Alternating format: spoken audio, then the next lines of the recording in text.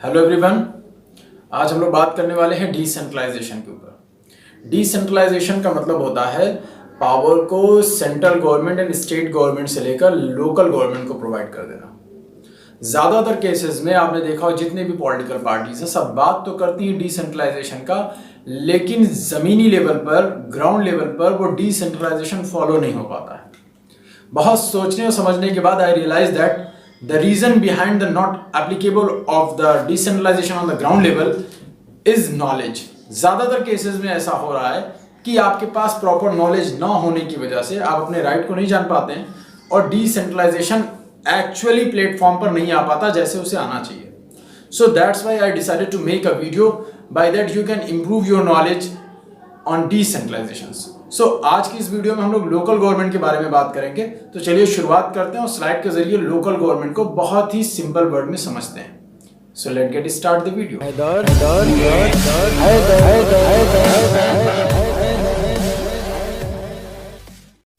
जैसा कि आप जानते हैं, इंडिया पॉपुलेशन वाइज एक बहुत बड़ा कंट्री है। इंडिया वर्ल्ड की लार्जेस्ट डेमोक्रेसी है।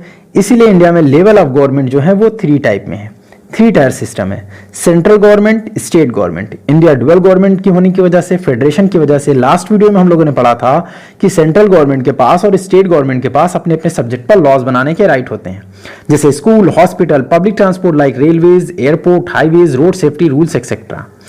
इसके अलावा जमीनी स्तर पर, लोकल लेवल पर कुछ ऐसे सब्जेक्ट रह जाते हैं जिन पर central government and state government laws नहीं बना पाते हैं, जैसे water supply, drainage, road, light and साफ सफाई के मामले। इन सब्जेक्ट पर लोकल गवर्नमेंट के पास कुछ राइट दिए गए हैं जिस पर वो लॉज बना सकते हैं। तो hello guys, level of government में सेंट्रल स्टेट हम जान चुके हैं। अब हम समझते हैं कि लोकल लेवल में रूरल एरियाज और अर्बन एरियाज में कैसे रूल होता है। तो सबसे पहले जानना जरूरी है कि लोकल गवर्नमेंट का मोटिव क्या है। इसका पहला मोटिव है पॉलिटिकल डिसेंट्रलाइजेशन करना। पॉलिटिकल डिसेंट्रलाइजेशन का मतलब होता है सेंट्रल की पावर को लोकल में डेलीगेट करना, पहुंचाना, और डायरेक्ट डेमोक्रेसी को प्रमोट करना, लोगों को बताना कि आपको डायरेक्ट पॉलिसीज गवर्नमेंट की, सेंट्रल और स्टेट की मिल रही है। लोकल गवर्नमेंट 2 टाइप्स की होती हैं, पंचायती राज और म्युनिसिपैलिटीज। पंचायती राज गांव के लिए लोकल गवर्नमेंट होती हैं और म्युनिसिपैलिटी शहरों के लिए लोकल गवर्नमेंट का स्ट्रक्चर है। तो पंचायती राज सिस्टम में कौन कौन से ऐसे सब्जेक्ट होते हैं, जैसे water supply, electricity, road, sanitation and government की पॉलिसीज, जो वहां तक पहुंचाना लोकल गवर्नमेंट का मेन ऑब्जेक्ट होता है। लोकल लेवल तक गवर्नमेंट की पॉलिसीज को पहुंचाना और इन सारी समस्याओं को दूर करना। ये शेड्यूल 7 में लिखा हुआ इंडियन कॉन्स्टिट्यूशन के यूनियन लिस्ट और स्टेट लिस्ट दी हुई है, कॉन्करेंट लिस्ट भी दी हुई है, लेकिन ये डिफाइन है स्टेट लिस्ट के 5 पॉइंट में कि local government, that is to say the constitution and power of municipal corporation, improvement trust and district boards, mining settlement authorities and the local authorities for the purpose of doing welfare of people. ये सारी बातें 5 point में लिखी गई हैं। Local government के अब कुछ मुद्दे हम लोग बताएंगे और डिफरेंशिएट करेंगे कि पंचायती राज सिस्टम को किसमें लिखा गया है। पंचायती राज सिस्टम को इंडियन कॉन्स्टिट्यूशन के आर्टिकल 40 में लिखा गया था। हालांकि ये सिर्फ लिखा ही गया था, ज्यादा पावरफुल इसे बनाया गया है 1992 में 73rd कॉन्स्टिट्यूशनल अमेंडमेंट एक्ट के जरिए, जहां पर यह बताया गया कि अब स्टेट गवर्नमेंट को लोकल गवर्नमेंट बनाना कंपल्सरी कर दिया गया था। पंचायती राज सिस्टम में 92 अमेंडमेंट के बाद यह बताया गया है कि पंचायत में जो भी लॉज बनेंगे वो उनके सब्जेक्ट, जो कि सब्जेक्ट 29 सब्जेक्ट हैं, जिस पर वो पूरी तरीके से लॉ बना सकते हैं। इसको 2 पार्ट में बांटा गया, लेजिस्लेटिव और एग्जीक्यूटिव पर।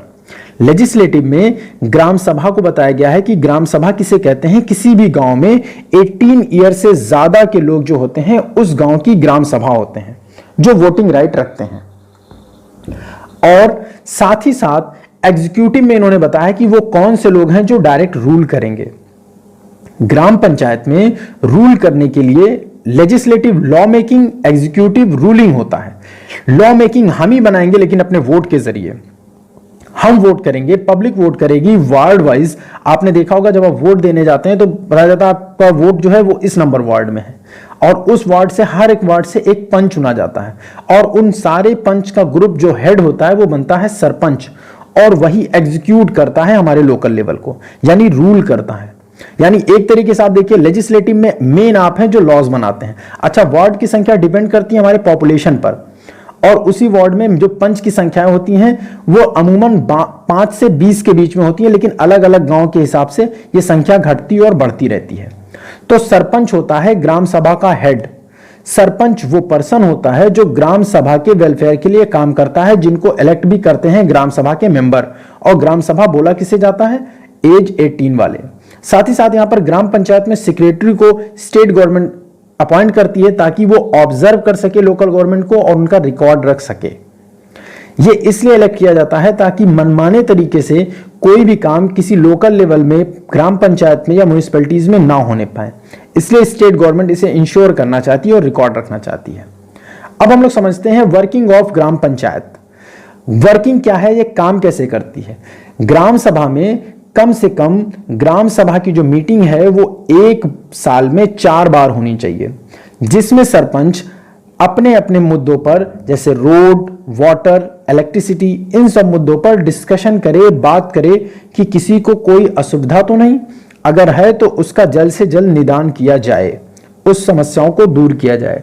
साथ ही साथ गवर्नमेंट की कोई ऐसी स्कीम तो नहीं है जो हमारे ग्राम सभा के मेंबर्स को नहीं मिल रही है। अगर नहीं मिल रही है तो आप भी अपनी आवाज उठा सकते हैं और मिलकर डिस्कशन कर सकते हैं। पंच ग्राम सभा के मेंबर्स और सरपंच जिसको प्रधान भी कहा जाता है, ये सब मिलकर बात करते हैं और जानने की कोशिश करते हैं कि इन कोई ऐसी पॉलिसीज तो नहीं है जो हमारे गांव में नहीं मिल रही है। इसीलिए इसको पार्टिसिपेटरी गवर्नमेंट या ग्रास रूट भी गवर्नमेंट कहा जाता है ग्राम पंचायत को। अच्छा, ग्राम पंचायत में किन किन मुद्दों पर लॉ बनेंगे, कानून बनेंगे, वो लिखा हुआ है शेड्यूल 11 में। शेड्यूल 11 में ये लिखा हुआ है 29 सब्जेक्ट ऐसे हैं जिस पर लोकल गवर्नमेंट लॉज बना सकती है। बाकी सारे सब्जेक्ट पर लॉज बनाने के राइट नहीं है। बाकी अलग अलग सब्जेक्ट हैं जिस पे यूनियन लिस्ट बनाई जाती है और स्टेट लिस्ट अलग अलग कानून बनाते हैं। अच्छा, ग्राम सभा की अगर बात की जाए तो ग्राम सभा की डिफिनेशन सिर्फ और सिर्फ यही है कि पर्सन 18+ यानी गांव में रहने वाले 18 साल से ऊपर के लोग ग्राम सभा कहलाते हैं और वो डायरेक्टली लॉ मेकिंग में अपने सरपंच से किसी भी समस्या का डायरेक्ट जाके समस्या को सुनाकर और उसका सॉल्यूशन पा सकते हैं। अगर वो ऐसा नहीं मिलता है तो वो क्या कर सकते हैं, इसके ऊपर जो है वहां पर वो जा सकते हैं, जैसे पंचायत समिति या जिला परिषद। पंचायत समिति क्या होती है? पंचायत समिति ब्लॉक लेवल पर बनती है और इसी गांव को ब्लॉक तक पहुंचाती है। इसको ब्लॉक पंचायत या जनपद पंचायत भी कहा जाता है। इसके मेंबर्स जो होते हैं वो हमारा प्रधान भी यहां बैठता है, सरपंच, साथ ही साथ BDO officer, farmer representative, cooperative societies representative, agriculture marketing services representative etcetera जो होते हैं वो मेंबर होते हैं ब्लॉक के। ब्लॉक में जो हमारे प्रधान होते हैं ये सब मिलकर इलेक्ट करते हैं ब्लॉक प्रमुख को, जो कि काम किस लिए करता है, उस ब्लॉक में आने वाले गांव के डेवलपमेंट के लिए। और जिला परिषद जो होता है वो किसी भी ग्राम लेवल पर एपेक्स बॉडी होती है, यानी सबसे सुप्रीम बॉडी होती है। जिला परिषद को जिला पंचायत या डिस्ट्रिक्ट पंचायत के नाम से भी जाना जाता है। इसके मेंबर्स जो होते हैं वो ब्लॉक प्रमुख होते हैं या उस कॉन्स्टिट्यूएंसीज में उस जिले के एमएलएज या एमपीज जो भी होंगे वो डायरेक्टली इसके मेंबर होंगे। इसका सीईओ जो होता है जिला परिषद का, चीफ एग्जीक्यूटिव ऑफिसर, वो आईएएस होता है, स्टेट पब्लिक सर्विसेज ऑफिसर भी होता है। किसी प्रदेश में वहां का सीईओ जिला परिषद का डीएम भी हुआ करता है, जिनका मेन काम क्या होता है, डीपीसी बनाना, यानी डिस्ट्रिक्ट पॉलिसीज को पूरी तरह से पहुंचाना। जैसे सेंट्रल स्टेट गवर्नमेंट की जो भी पॉलिसीज हैं उसको डायरेक्टली डिस्ट्रिक्ट से कनेक्ट करना और ब्लॉक लेवल पर ब्लॉक वाइज और विलेज वाइज उस सारी पॉलिसीज को पहुंचाना।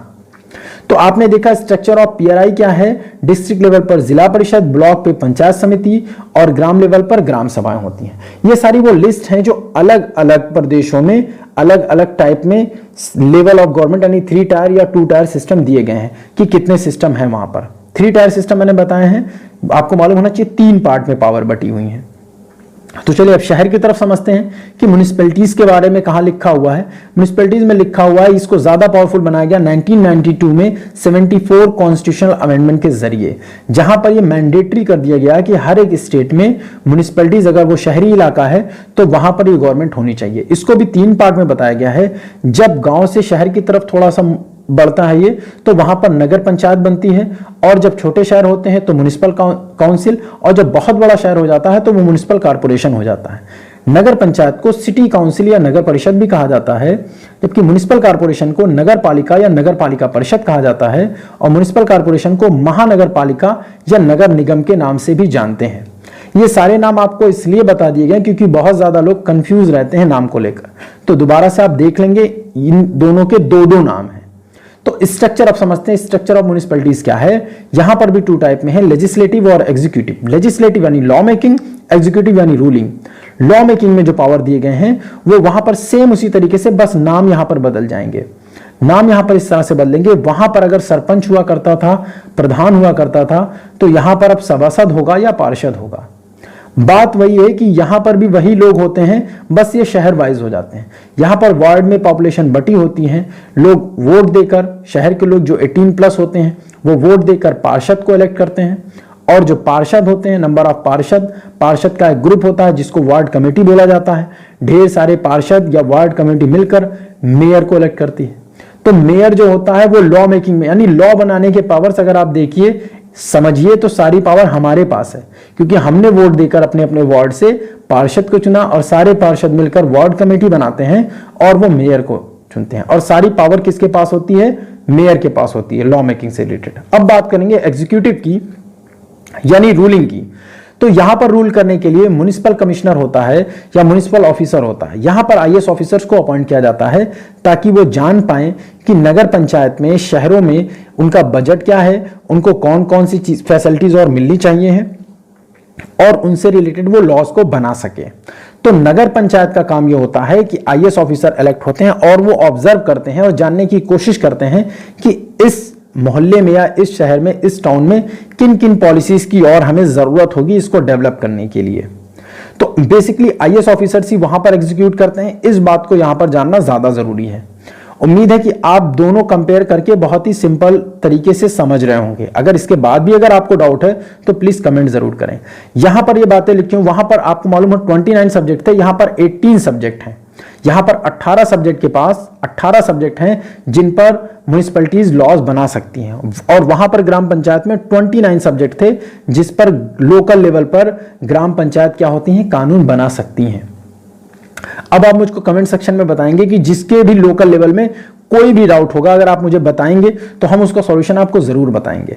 अगर आपके सपोज के लिए लोकल लेवल में कोई पॉलिसीज आपको नहीं मिल पा रही हैं या आपको कोई समस्या हो रही है तो आप कमेंट जरूर करेंगे ताकि हम आपको बता पाएं कि अब अपनी समस्या का सॉल्यूशन के लिए आप किस तरफ जाएं। तो चलिए एक टेबल के जरिए हम लोग समझते हैं कि लोकल लेवल में सारे चीजें कैसे होती हैं। तो ये स्ट्रक्चर है। अब पंचायती राज की बात करेंगे और म्युनिसिपैलिटीज की बात करेंगे कि फाइनेंस कहां से आता है, इलेक्शन प्रोसीजर क्या है, रिजर्वेशन क्या है और इसका टेन्योर क्या होता है। फाइनेंस की बात अगर हम पंचायती राज में करें तो पैसे कहां से आते हैं। पंचायती राज में जो कुछ भी पैसा मिलेगा वो स्टेट गवर्नमेंट या सेंट्रल गवर्नमेंट के फंड से मिलेगा। लेकिन म्युनिसिपैलिटीज की बात करें तो यहां पर ज्यादातर पैसे में जो मिलते हैं वो प्रॉपर्टी टैक्सेस से मिलते हैं शहरों में। और दोनों में, पंचायती राज और म्युनिसिपल में, इलेक्शन कराने की जिम्मेदारी स्टेट इलेक्शन कमीशन की होती है। अगर बात हम यहां पर रिजर्वेशन की करें तो पंच और सरपंच, ब्लॉक प्रमुख, पार्षद पर सभी को 1/3 या 33%, दोनों बात एक है, 33% रिजर्वेशन वोमेन्स को दिया जाता है। टेन्योर की बात करें तो दोनों में सेम टेन्योर होता है, 5 ईयर का टेन्योर होता है। तो ये चार्ट है जिसके जरिए आप समझ सकते हैं। इसके बाद भी कुछ बहुत सारे चैलेंजेस ऐसे हैं जो आज भी वहां के पीपल्स को लोकल लेवल पर फेस करने पड़ते हैं। अगर इस तरीके की किसी भी समस्याओं को आप फेस कर रहे हैं तो आप प्लीज कमेंट सेक्शन में मुझे जरूर बताएं। हम कॉन्फिडेंस देते हैं आपको कि हम उसका सॉल्यूशन आपको जरूर बताएंगे। और साथ ही साथ मैं पॉलिटिकल साइंस में और वीडियोस बनाता रहूंगा जिसमें अगर आप मुझे कमेंट करके बताएंगे कि सर इस सब्जेक्ट पर बनाएं तो मैं जल्द से जल्द उस सब्जेक्ट पर अपनी वीडियोस बनाऊंगा। उम्मीद है आपको ये वीडियो समझ में आ रहा होगा। अगर आपको समझ में आ रहा है please like and share, and if you have any doubt please don't forget to comment in the comment section.